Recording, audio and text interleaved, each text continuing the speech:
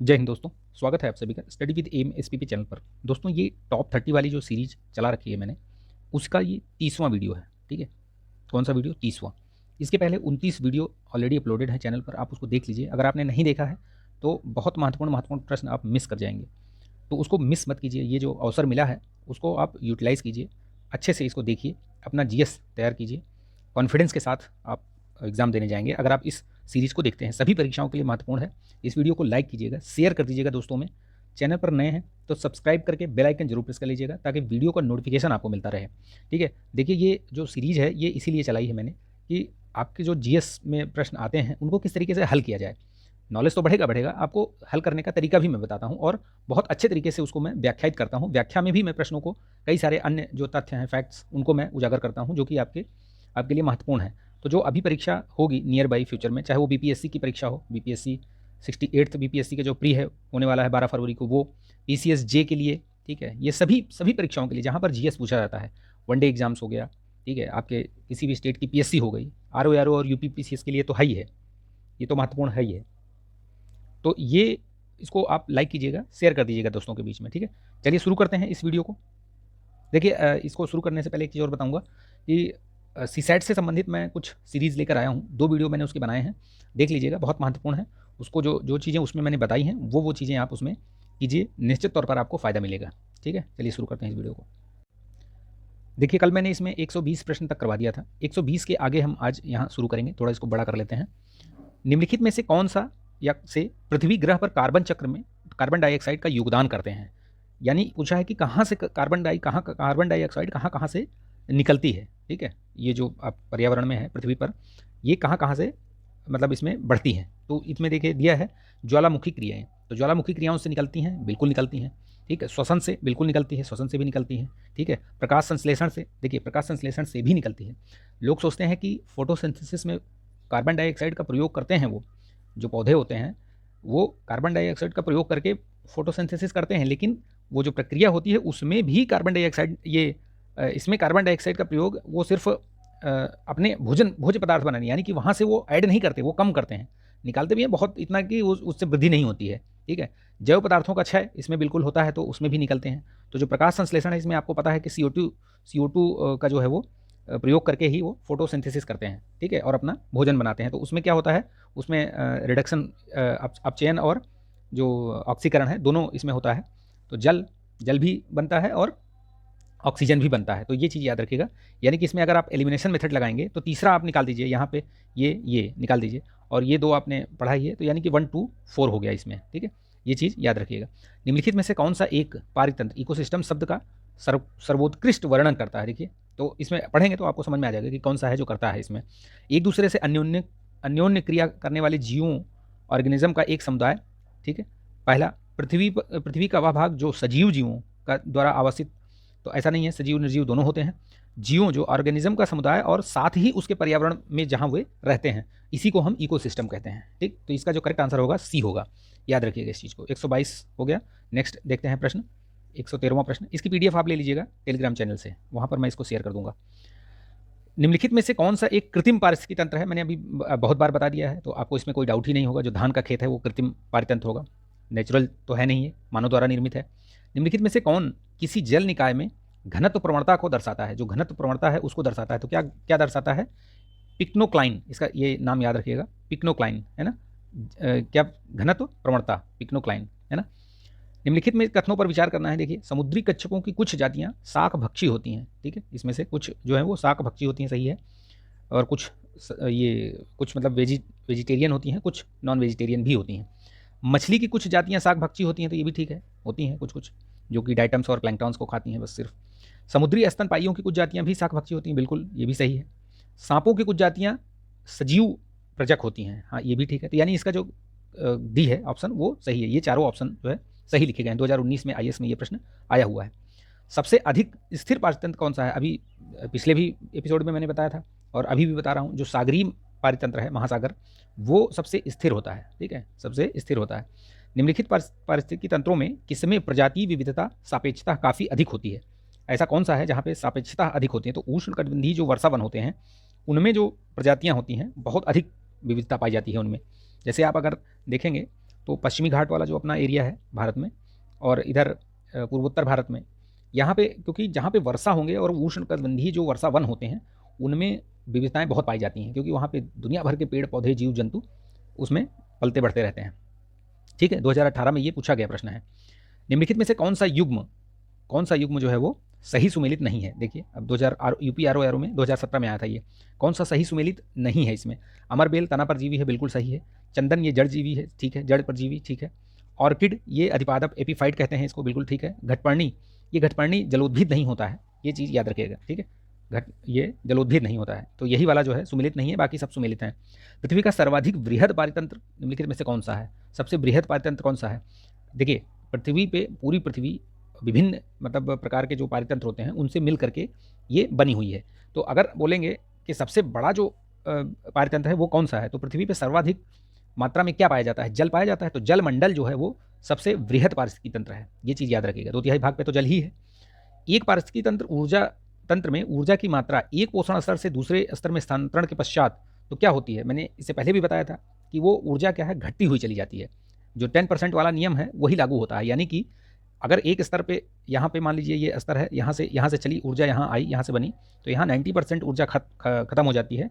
अगले स्तर पर उसकी सिर्फ 10% ही ऊर्जा जाती है, और इस 10% का फिर 90% खत्म हो जाती है, मतलब यूज़ हो जाती है, और मात्र 10% ही आगे जाती है। तो ये क्या है, धीरे धीरे घटती जा रही है। तो जो टॉप स्तर पे रहता है उसको सबसे कम उसका पार्ट मिलता है। तो ये चीज़ याद रखिएगा, इसमें क्या होगा, घटती जाती है। तो ये देखिए 2 बार आया है ये, है ना। बहुत महत्वपूर्ण प्रश्न है इसमें। इनको मतलब आप देख लेंगे तो आपके जो प्रश्न हैं PYQ से ही बहुत सारे प्रश्न आपके फंस जाएंगे परीक्षा में।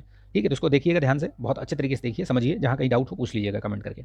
ठीक है, चलिए नेक्स्ट देखते हैं। पारिस्थितिकी तंत्र के संदर्भ में निम्नलिखित कथनों पर विचार कीजिए। तो क्या विचार करना है, देखिए भाई, पढ़िए इसको। स्वपोषी जो होते हैं, स्वपोषणज जिसको बोलते हैं, ऑटोट्रॉप्स जो होते हैं, स्तर पर उत्पादन को प्राथमिक उत्पादकता कहा जाता है। तो इसमें बोल रहे हैं कि प्राथमिक उत्पादकता कहा जाता है, तो ठीक है, प्राथमिक उत्पादकता ही है वो। द्वितीयक उत्पादकता का संदर्भ परपोषी विषम पोषण से होता है, तो ये भी ठीक है, दोनों सही है ना। वो प्राथमिक उत्पादकता हो गई और ये द्वितीयक, ठीक है। जैविक तथा अजैविक संघटकों के मध्य बिचौलिए का कार्य कौन करते हैं? तो देखिए जैविक जो होते हैं और जो अजैविक होते हैं पदार्थ, तो उनके बीच जो बिचौलिए होते हैं उनको वियोजक कहते हैं। वियोजक मतलब समझते हो आप, जो अपघटक वाले वो होते हैं ना, उनको वियोजक कहते हैं। ठीक है, जो फंगाई और ये बैक्टीरिया वगैरह होते हैं, ये सब, इनको मेहतर भी, प्रकृति का मेहतर भी कहा जाता है। ये याद रखिएगा, महत्वपूर्ण है, हो सकता है पूछ लिया जाए। कुछ कारणोंवश यदि तितलियों की जाति, जो स्पीसीज की संख्या में बड़ी गिरावट होती है, तो इसका संभावित परिणाम क्या है, या क्या हो सकता है इसका संभावित परिणाम? अगर आप देखेंगे तो इसमें क्या होगा, देखिए कुछ पौधों के परागण पर प्रतिकूल प्रभाव पड़ेगा, बिल्कुल पड़ेगा, क्योंकि आपने देखा होगा जो तितलियाँ होती हैं फूलों पर, एक फूल से दूसरे, दूसरे से तीसरे, ऐसे ऐसे घूमती फिरती रहती हैं, है ना। तो ये परागण पर प्रतिकूल प्रभाव पड़ेगा, बिल्कुल पड़ेगा। कुछ कृषि पौधों पर में कवकीय संक्रमण प्रचंड रूप से बढ़ सकता है। तो ये तो ऐसा कुछ नहीं है कि कवकीय वो बढ़ जाएगा, है ना, ये वाला गलत है। बाकी आगे नेक्स्ट देखते हैं। इसके कारण बर्रों, मकड़ियों और पक्षियों की कुछ प्रजातियां भी, उनमें भी गिरावट हो सकती है, बिल्कुल। देखिए खाद्य श्रृंखला में प्रजातियां एक दूसरे पर निर्भर होती हैं। अगर कोई प्रजाति, मान लीजिए ये एक खाद्य श्रृंखला है, ये ऐसे, ठीक है, यहाँ पे कोई प्रजाति है, यहाँ पे ऐसे ऐसे स्तर बने हुए हैं।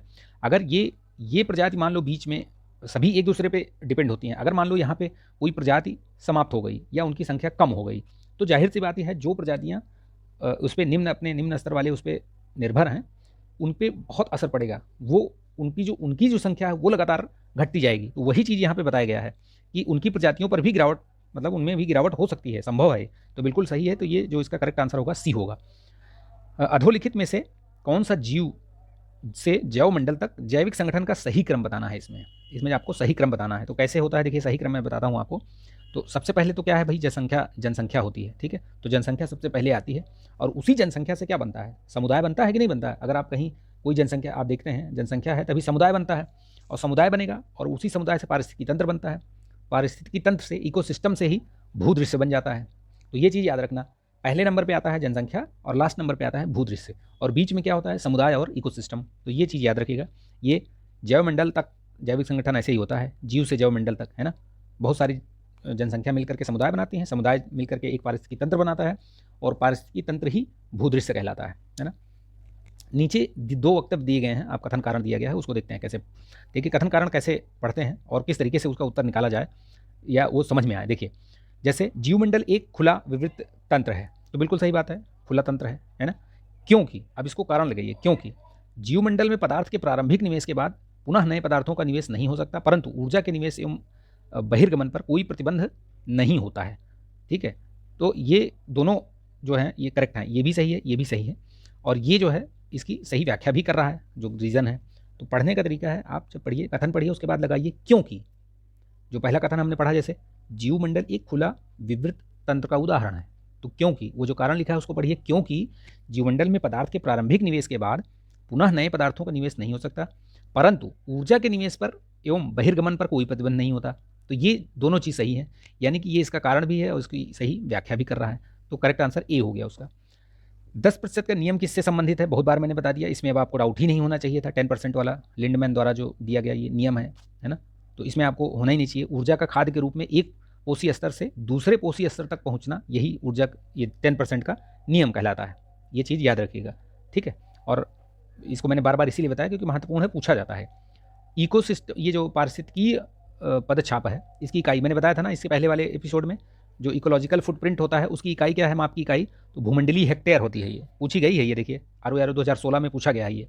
अर्नेस्ट हैकल किस संकल्पना से संबंधित है, तो अर्नेस्ट हैकल किससे संबंधित है, अर्नेस्ट हैकल जो है वो इकोसिस्टम से ही तो संबंधित है ना। तो ये आप इसमें देखिए पारिस्थितिकी से ही संबंधित है ये, ठीक। अर्नेस्ट हैकल याद रखिएगा, इसी से ये संबंधित है, ठीक। चलिए, इकोसिस्टम के संबंध में निम्नलिखित में से क्या सत्य है, अब देखिए 2019, अब ये सब एकदम रिसेंट वाले क्वेश्चन हैं ये सब। इकोसिस्टम के संबंध में क्या सही है, देखिए प्राथमिक जो उपभोक्ता उत्पादक पर न्यूनतम रूप से आश्रित होते हैं, तो ये सही नहीं है। प्राथमिक उपभोक्ता तो उत्पादक पर ही आश्रित होते हैं, न्यूनतम रूप से क्या, तो ये तो गलत ही हो गया पहला।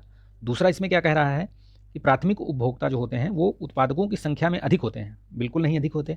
आप देखिए ये घास हैं, ये बहुत सारे घास, मतलब घास की एकदम प्रजातियाँ देखिए, और उसमें टिड्डे, ठीक है, तो किसकी संख्या ज़्यादा होती है, कंपैरेटिवली देखा जाए तो घास, मतलब उत्पादक की संख्या ज़्यादा हो गई ना, तो ये भी गलत हो गया, ये भी गलत हो गया। नेक्स्ट कह रहा है कि उत्पादक प्राथमिक उपभोक्ता से अधिक है, ये सही है कि भैया जो उत्पादक होते हैं वो प्राथमिक उपभोक्ता से अधिक होते हैं, ये ठीक है। चौथा भी पढ़ लो, उत्तर तो मिल गया आपको, लेकिन चौथा भी पढ़ लो, द्वितीयक उपभोक्ता अधिकतम होने के साथ साथ बहुत ही शक्तिशाली होते हैं, तो ऐसा नहीं है, ठीक है, ये भी गलत है। नेक्स्ट देखते हैं, जहाँ जीव रहता है उस सटीक जगह को क्या कहते हैं, तो भैया देखिए वो आवास भी हो सकता है, पारतंत्र भी हो सकता है, ठीक है, ये सारे ही हो सकते हैं। तो उपयुक्त में से कोई नहीं, या इसे, चूंकि BPSC का क्वेश्चन है ये, तो इसमें एक से अधिक भी हो सकता है, ठीक है। तो ये चीज़ याद रखिएगा, एक से अधिक, ठीक, क्योंकि उसमें आवास, पारितंत्र, ये सब आता है। निकेत भी वही कहलाता है ना, विशेष प्रकार की प्रजातियों का आवास, पर्यावास। निम्नलिखित में से कौन सा जैविक नाइट्रोजन निर्धारण से संबंधित है, यानी कि नाइट्रोजन निर्धारण करने से संबंधित कौन सा है, तो ब्लू ग्रीन एल्गी जो होता है, जो ब्लू ग्रीन एल्गी होता है वही जो है उससे संबंधित होता है, किससे, नाइट्रोजन निर्धारण से, है ना, जैविक नाइट्रोजन निर्धारण से, याद रखिएगा, ब्लू ग्रीन एल्गी है नाम, याद रखिएगा, या भूल जाएंगे तो दिक्कत हो जाएगी। समुदायों का पूर्ण क्रम जो क्रमशः एक निश्चित स्थान पर बदलता रहता है, तो उसको सीयर कहते हैं, सीयर कहलाता है वो। देखिए 2020 में आया था ये UPPCS में, क्या कहलाता है वो, सीयर कहलाता है वो, ठीक है। एक पारिस्थितिकी तंत्र के विभिन्न घटकों से होकर पोषक तत्वों का गुजरना क्या कहलाता है, ये मैंने पहले भी बताया था, जैव भू रासायनिक चक्र कहलाता है। ये पहले बताया था मैं, थोड़ी देर 2-4 नहीं, मुझे लग रहा है प्रीवियस वाले जो, हाँ उसमें वीडियो में बताया है मैंने। जो पारिस्थितिकी संक्रमण अवधारणा का सर्वप्रथम प्रयोग किसने किया था, ये इकोलॉजिकल जो पारिस्थितिकी संक्रमण है उसकी अवधारणा का किसने किया था ये सर्वप्रथम प्रयोग, तो ये बेनेट द्वारा किया गया था, ठीक है, किसके द्वारा, बेनेट द्वारा, पारिस्थितिकी संक्रमण, याद रखिएगा, ठीक। 20वीं सदी के 80 के दशक के मध्य विकास के नकारात्मक पक्षों पर विस्तार से चर्चा की गई थी, बिल्कुल की गई थी। निम्नलिखित में से कौन सा एक उनमें महत्वपूर्ण नहीं था, तो उसमें प्राकृतिक संसाधनों का क्षरण, पर्यावरण प्रदूषण, जन सामान्य का विस्थापन एवं पुनर्वासन। तो ये जो है इसमें सिर्फ ये राजनीति और विकास पे चर्चा नहीं हुई थी, लेकिन बाकी 3 पे हुई थी, तो ये याद रखिएगा। वर्ष 1987 में जो UN में पर्यावरण से संबंधित एक प्रतिवेदन के प्रस्तुति के उपरांत धारणी विकास, तो ये याद रखिएगा 1987 में सस्टेनेबल डेवलपमेंट की चर्चा पर आरंभ हुआ था। तो किसमें कौन सा वो था उसका, वह प्रतिवेदन क्या था, वो कहाँ पे कहा गया था ये धारणी विकास, तो वो आवर कॉमन फ्यूचर करके था, ठीक है, एक कह सकते हैं कि एक रिपोर्ट थी वो, ठीक है, उसमें वो प्रस्तुत किया गया था, उसकी बात की गई थी ये धारणी विकास की। तो आवर कॉमन फ्यूचर ये याद रखिएगा 1987 में। इस तरीके से प्रश्न भी पूछा जा सकता है अलग तरीके से कि आवर कॉमन फ्यूचर ये कब बताया गया था ये धारणी विकास, तो 1987 ईयर भी पूछा जा सकता है, और ये भी इसी तरीके से याद रखिएगा। तो इस तरीके से आज मैंने इसमें, मुझे लग रहा है कि आज 30 प्रश्न नहीं थे, लेकिन यह है कि मैंने अन्य कई प्रश्नों को मैंने बताया है। तो आई होप कि ये जानकारी, ये वीडियो आपको अच्छा लगा होगा। अच्छा लगा तो प्लीज़ लाइक कर दीजिए।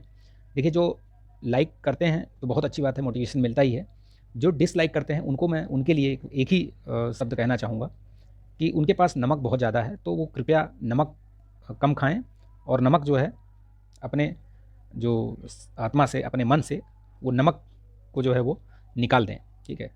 तो यही चीज़ कहूँगा, बाकी कुछ नहीं कहूँगा, आपकी मर्ज़ी है, लाइक करेंगे, डिसलाइक करेंगे। लेकिन ये है कि पढ़ाई-लिखाई की चीज़ है तो आप इसमें डिसलाइक का कोई सवाल ही नहीं बनता है।